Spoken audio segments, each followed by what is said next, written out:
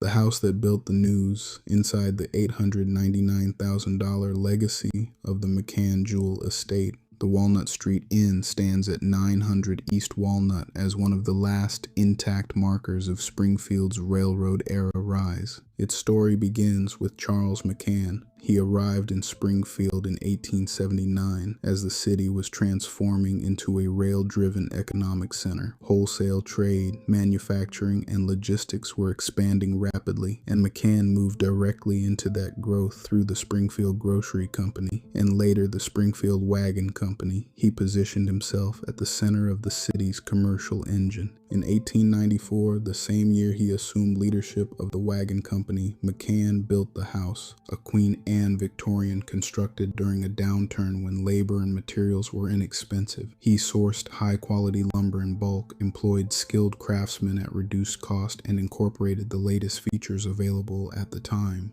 The result was a residence designed to reflect both status and function, a place where business relationships and social standing intersected.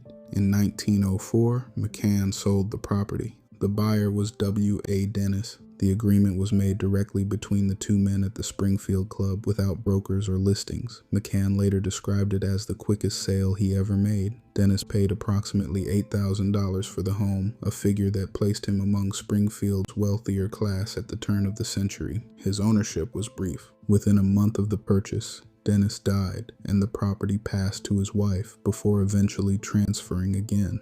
The next defining ownership came under Harry S. Jewell, publisher of the Springfield News Leader. Under Jewell, the house remained active through periods that saw many comparable homes decline or disappear. It adapted during the Great Depression and World War II, including a subdivision into separate living spaces that allowed the structure to remain occupied and maintained while others were lost. In 1953, the property was purchased by Dr. Max Rosen and his family.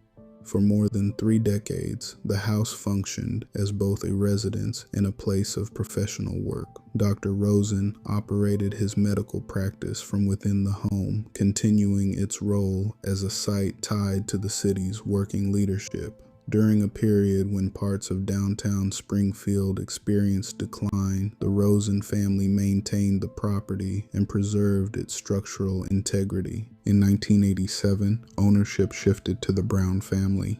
Gary, Nancy, and Carol Brown acquired the house with a different purpose. They converted it into Springfield's first bed and breakfast, restoring architectural features and adapting the structure for public use while maintaining its historic character. In 1988, prior to its official opening, the property was featured in the Springfield Symphony Designers Showcase. Thousands toured the home, establishing it as a recognized landmark before it began operating as an inn. In 1996, the property was purchased by Gary and Paula Blankenship.